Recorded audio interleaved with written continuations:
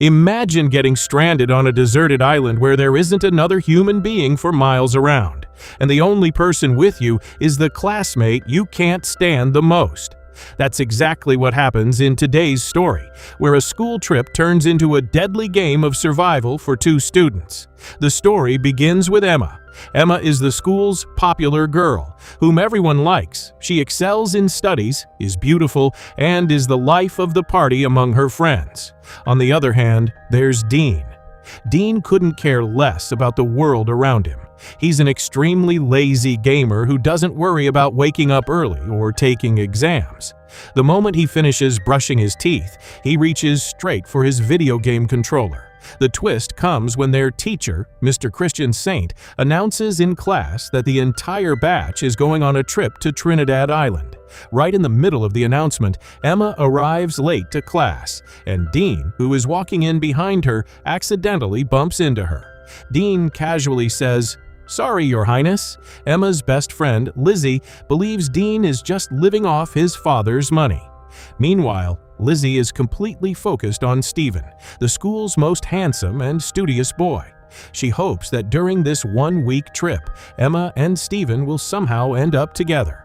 At lunchtime, while everyone is gossiping about the trip, Emma notices Dean calmly slicing an apple with a knife. Just then, a teacher walks over and immediately sends Dean to the principal's office for bringing a knife to school.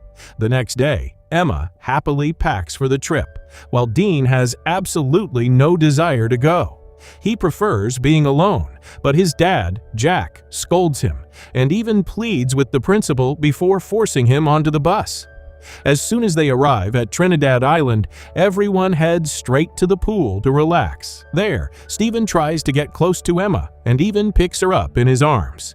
Standing alone on the balcony, Dean quietly watches everything. The real drama begins that night when Stephen invites everyone to a secret party on a local boat. Emma initially refuses, but eventually gives in to her friend's pressure. The moment she steps inside the boat, she's shocked. Her so-called crush, Stephen, is getting intimate with another girl. Heartbroken, Emma runs outside, where Dean is already standing. Teasing her, he says, "Looks like your boyfriend is having the time of his life." Annoyed, Emma tells him to shut up. Just then, police sirens suddenly echo through the area. Drugs were being used at the party, so the moment the students spot the police, chaos erupts and everyone starts throwing the drugs into the sea. In the middle of the commotion, Emma slips and falls straight into the deep water. Dean sees her drowning and dives into the sea without a second thought. He pulls Emma onto a small lifeboat tied nearby. To avoid getting caught up in the police situation, Dean cuts the rope holding the boat. Emma panics, but Dean assures her they'll return once the police leave. But luck isn't on their side. Suddenly, the weather changes. A violent storm breaks out, accompanied by torrential rain. The biggest problem is that the tiny boat doesn't even have a motor. The two cling tightly to the boat as enormous waves carry them farther and farther away. The next morning, when the storm finally calms down, they find themselves stranded alone in the middle of the ocean. Dean's phone has been ruined by the water, and Emma's phone has no signal whatsoever. Crying, Emma says it would have been better if they'd just been caught by the police. Dean is trying to comfort her when Emma suddenly notices something on the distant horizon: an unknown island. Hearing this, Dean immediately takes charge and, with great effort, rows the boat until they finally reach the shore of the mysterious island. As soon as Emma steps onto the shore, the first thing she does is check the network on her phone, but luck is just as terrible as ever. No service. Meanwhile, Dean searches the boat and finds a flare gun, an emergency signaling gun. He carefully keeps it in his pocket, and the two move forward, hoping they might find some help somewhere in the jungle. Back at the hotel, everything had changed completely. After the illegal nighttime boat party was exposed, Mr. Christian Saint angrily canceled the trip. Just then, Lizzie tells Miss Collier that Emma has been missing since last night. Lizzie had assumed Emma was spending the night with Stephen, so she hadn't told anyone earlier. As soon as the teachers take attendance, they realize that the backbencher, Dean, is missing too. The police are called immediately. In their usual laid-back manner, the officers say, "Ma'am, it's youthful excitement. Kids these days can do anything." They'll probably wander back on their own, but yes, if they got swept away in the sea, then it's in God's hands. As soon as they hear the news, Dean's wealthy father, Jack, and Emma's mother, Barbara, rush to the school and then to the hotel. Emma's father, Phil, also arrives. Together, they confront the principal, but the poor principal has no answers either. Meanwhile, on the island, Emma and Dean continue exploring and come across a breathtaking waterfall deep in the jungle. Dean's inner tourist wakes up and he says, "Hey, take an awesome picture of me." Emma snaps, "Have you lost your mind? I want to get out of here and go home. I need to get into Princeton University. My project grades are on the line, and you're worried about taking pictures." After searching the entire island and finding no way out, they return to the shore feeling defeated. But as soon as they get there, the ground seems to slip beneath their feet. The strong waves had carried away their only boat. All that remained on the beach was an abandoned life jacket. As evening falls, Dean gathers firewood and starts a fire. Seeing Emma shivering from the cold, he takes off his shirt like a hero and gives it to her. Trying to reassure herself, Emma says, "Our parents will find us." Dean falls asleep from exhaustion, but Emma can't sleep. Suddenly, strange rustling sounds come from the bushes. Frightened, Emma shouts, "Who's there?" But there's no response except silence. The next morning, when Dean wakes up, Emma is gone. Panicked, he runs to look for her, but stops when he sees what's in front of him. Emma is writing huge letters spelling SOS in the sand so that a helicopter flying overhead might spot it. Feeling relieved, Dean goes into the sea for a swim, while Emma simply watches him. Back in the city, the police find the small boat, giving the parents renewed hope. Dean's father, Jack, says, "If the police are useless, I'll hire my own private rescue team." But the teachers try to reassure him. On the island, the heat and humidity keep getting worse. Emma is struggling in her full-length pants, so she cuts off the lower part to turn them into shorts. Together, they build a makeshift shelter out of leaves and branches to protect themselves from the sun. Dean climbs a banana tree to gather food. That night, while sleeping in the shelter, Dean unknowingly rolls over and rests his hand on Emma. Strangely, this time Emma doesn't mind and quietly remains asleep. The next day, while Emma is bathing near the waterfall, Dean shows up asking for sunscreen. Emma shouts, "What are you doing here? Go away!" Dean laughs and says, "You were the one who asked me to keep watch." Emma then turns serious and says, "Dean, I'm not joking. There's someone else on this island. Someone is following us." Meanwhile, breaking news airs on TV that there is still no trace of Emma and Dean, and the police have concluded that the two likely drowned in the sea. The rescue operation has now shifted to recovering their dead bodies. Emma's dad, Phil, is forced to return home because his younger daughter, Stacy, was alone at the house. But Barbara was not someone who gave up easily. She teams up with Dean's father, Jack, books a private helicopter, and heads out over the ocean to search for their children herself. Now, another terrifying night was about to unfold on the island. Sitting on the island, Emma becomes emotional as she thinks about her little sister and her mom and dad. Just then, Dean finds a human skull in the bushes. The sight of it terrifies Emma. Crying, she says, "Dean, our lives are going to end here too. This must have belonged to someone just as unfortunate as us, someone who never made it back home." But this time, Dean comforts her. "Hey, relax. It could have been a fisherman or a smuggler.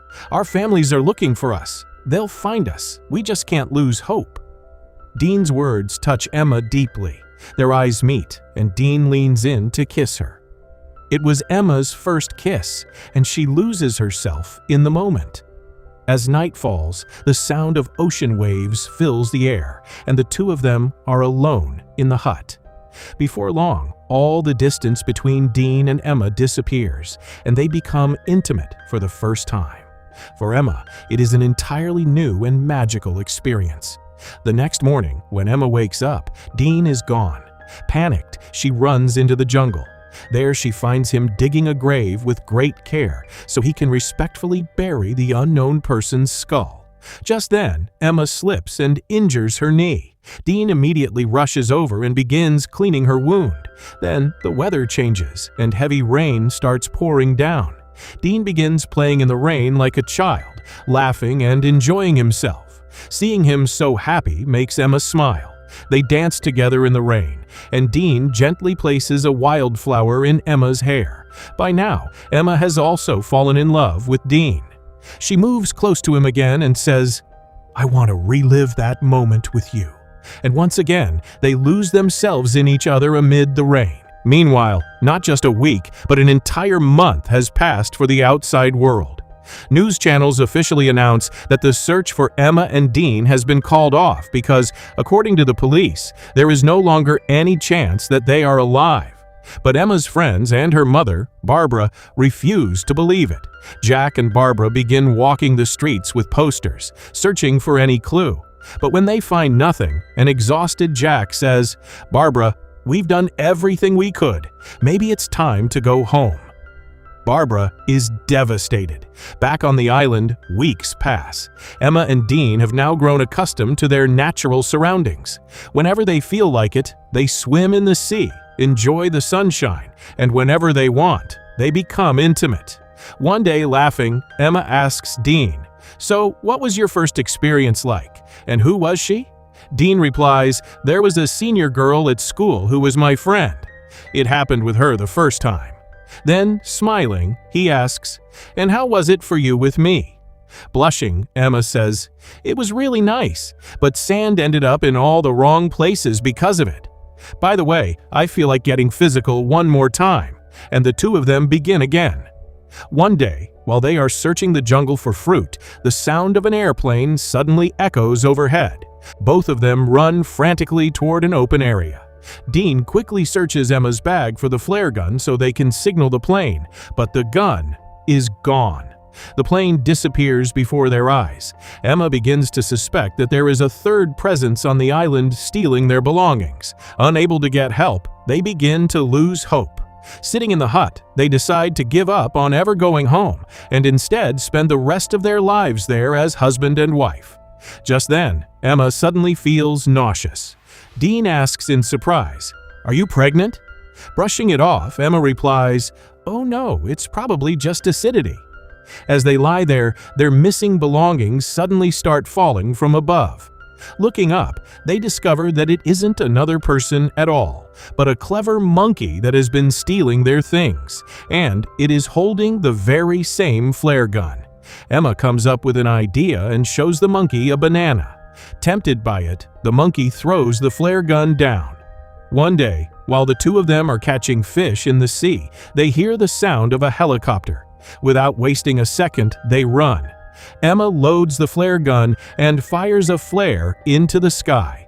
Luckily, the pilot notices the red smoke. After a full 3 months, the two of them are finally rescued. When Emma and Dean arrive at the airport, a huge crowd of their friends and parents is waiting for them. Seeing their children alive, the parents cannot stop crying. Their dangerous and romantic 3-month journey finally comes to an end, and both of them return home with their respective families, leaving behind the island's free-spirited world, and coming back to the restrictions of city life wasn't easy for either of them. That very night, unable to stop thinking about Emma, Dean secretly sneaks over to her house. He says to her, "Man, doesn't everything feel so strange after coming back to this world?"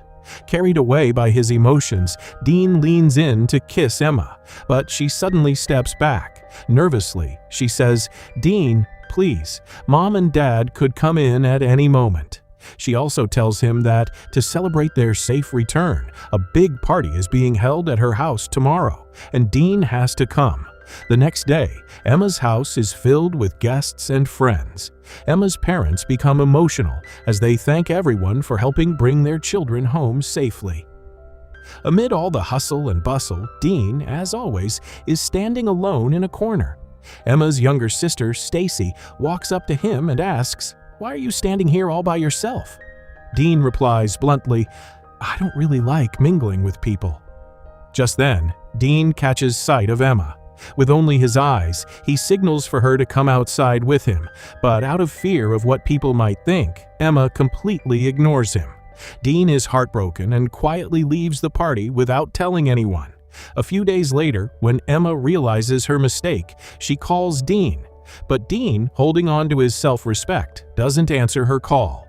At that moment, Stacy comes into Emma's room, hugs her, and says, "Sis, when you disappeared, we missed you so much. Mom and Dad were dying inside every single moment.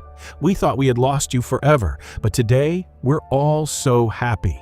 Tears well up in Emma's eyes. She tells Stacy, "You're the best sister in the world." Then, to cheer her up, she asks, "Would you like to come to the prom night party with me tonight?" Stacy jumps with excitement. Meanwhile, a lonely and heartbroken Dean goes to his mother's grave. Sitting there, he breaks down in tears and pours out his pain while remembering her. That night, as Dean sits quietly at home watching TV, his dad, Jack, comes over. Sensing his mood, he gently asks, "Son, it's prom night today. Would you like to wear my suit and go?" Seeing his father's support gives Dean the confidence he needs. Meanwhile, Emma has already arrived at prom night with her sister Stacy. Amid the lights, music, and dancing, Emma's best friend, Lizzie, comes running up to her. Grabbing Emma's hand, she says, "Come on, I've got a huge surprise for you." Lizzie pulls Emma to the main entrance of the party hall. The moment Emma looks outside, her heart nearly stops. Heavy rain is pouring down, and standing in the middle of it, dressed in a suit and completely drenched, is Dean, waiting for no one but Emma. The instant Emma sees him, she forgets the entire world. She runs out into the rain. Their eyes meet. No complaints, no grudges. Dean wraps Emma in his arms, and amid the falling rain, the two of them kiss each other passionately. The journey that began with hatred on the island finally reaches its beautiful destination in love, far from the judgmental eyes of the world. And with this romantic moment, the story comes to an end.